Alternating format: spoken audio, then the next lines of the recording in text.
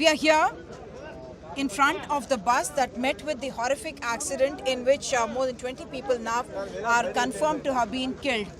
This is a driver's seat that you're seeing. This is a Scania vehicle belonging to Kaveri Travels, and it started from Hyderabad at 10:30 in the night, and subsequently you can see in fact the remains of a bike that actually came under the bus itself, and we understand that that's where the spark happened, and that is where the fire actually started.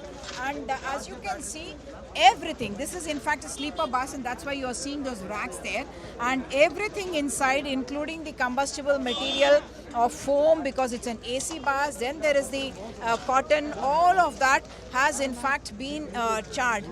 There are teams of the AP Forensic Science Laboratories, the evidence response team, which is now collecting samples, and we do understand that not only cloth samples, but also this is of course the luggage chamber, and therefore you will have all the remains of what people were carrying in terms of the clothes and other belongings of them. But I do understand that there are also certain bone remains that they were trying to retrieve from those areas, because this is of forensic evidence that they need to collect, and that's the reason they have these polythene covers in which the samples are now being collected by the teams that are of course whatever that remained from that very horrific fire. So there were at least 42 people that we know were there in this bus. The drivers have escaped, the driver and the extra driver have escaped, and one of them is already in police custody. What we do understand from the survivors is that the from the back of the bus, where in fact there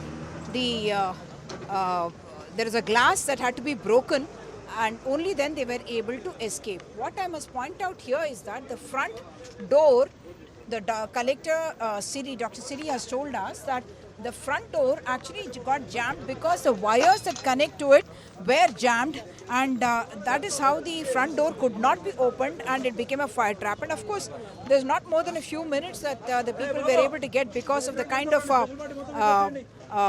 combustible material, inflammable material that was there all over the place, and that is what made the fire spread so fast. What I must point out is also the escape route. The only place from where they escaped is actually the back of the bus, where they broke the glass, and from there some people were able to come out.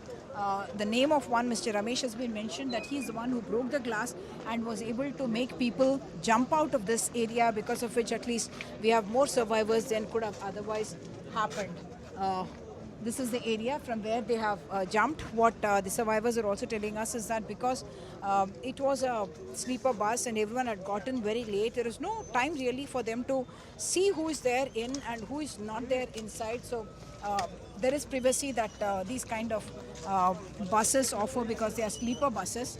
But no one expected that this kind of terrible tragedy would be struck on them the day after they were traveling after a holiday at home for Diwali. Most residents happen to be from Hyderabad. On the NH44 in Kurnool district, with camera person Nagraju, Umar Sudhir, NDTV.